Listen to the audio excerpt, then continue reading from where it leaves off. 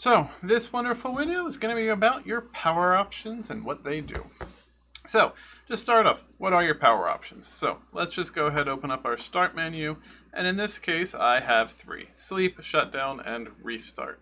There is a fourth one called hibernate, which we'll get into in a little bit. Let's start with shutdown.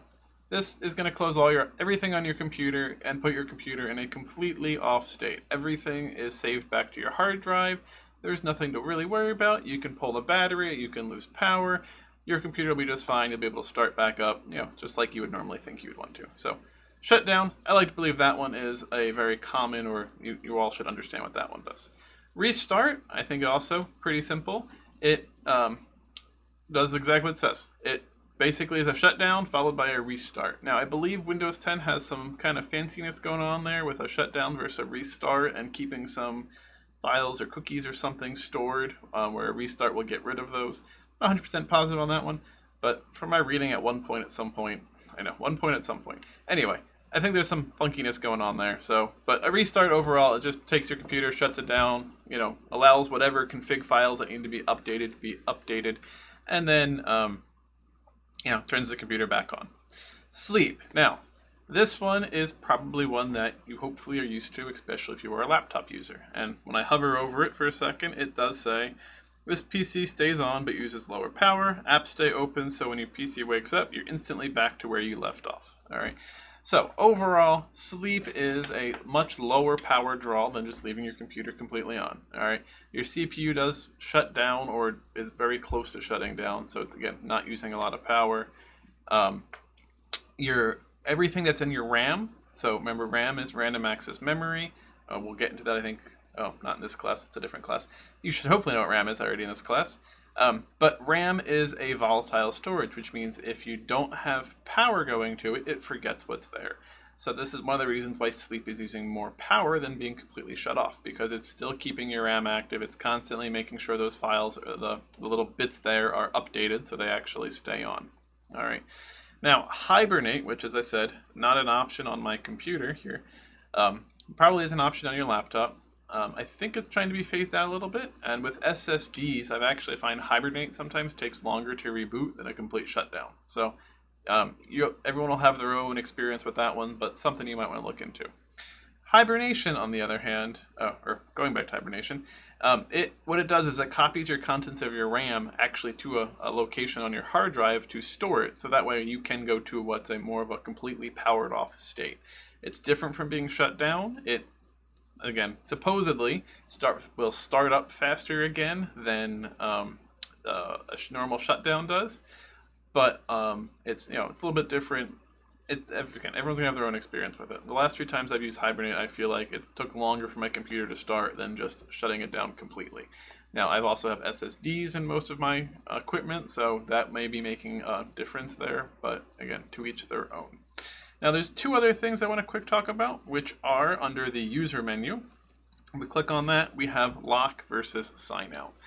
And the best way I have to explain these is if you move into a hotel room, all right, signing out is checking out. You have to pack all your bags up, close everything up. You're not paying for the room anymore, but you don't.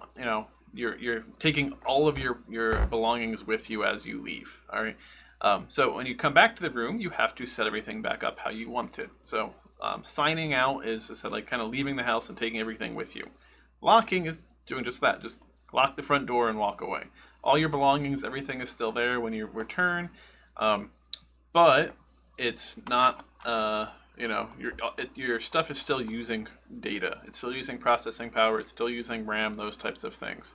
So in a multi-user environment, signing out may be the better option for you if you have a slower PC and you don't want to have all that stuff running in the background. Where locking is probably best for a single user PC, but when you don't want someone to be able to access your information. We should all be locking our computers when we're not using them. That is advice that I need to take. Now, on campus, I always lock everything because I never know who's going to be coming through. At home, or actually probably have some more personal information, I don't follow that always through. So that is something that you should be taking into account, is locking versus signing out your computer. Now, for many of you, signing out, or if you're working from a laptop, let's go ahead and pull up power options. Power and sleep settings. All right, and let's go to the additional power settings. Of course, that's a different screen. Anyway, many of you choose what the power buttons do. So, many of you on a laptop, you may have, what happens when I close my screen? Well, it all depends on what you have set up. So, for some of you, here's our plan settings. Turn off my display for 10 minutes, sleep to an hour. Obviously, I don't have a laptop, so my options are a little bit different. You have when to put your display to sleep. That's where we just were. Choose what the power button to do is a great example. All of laptops, there's a third option for screen close. So what happens when my screen closes? Most of the time, your laptop will go into a sleep mode initially, and then after a designated time, it will actually turn on and go into hibernation all by itself. So if you ever have your laptop just sitting around somewhere and it's not plugged in, and all of a sudden you hear it kick on, and then you're like, what's going on? Might be your computer going into a hibernation mode where it's going to turn on, copy everything to where it needs to be, go into a deeper sleep, hibernation. So it's not going to use as much power. I need to actually reconfigure my work laptop for that because I think that's why my battery keeps dying, is it never actually makes it into hibernation at that point. So, but yeah, so you do have those options to configure what happens when I close my screen or when I push the power button.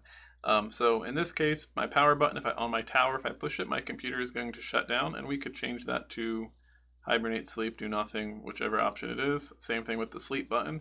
I happen to have a sleep button on my keyboard, all right, so it's a very useful setting for me.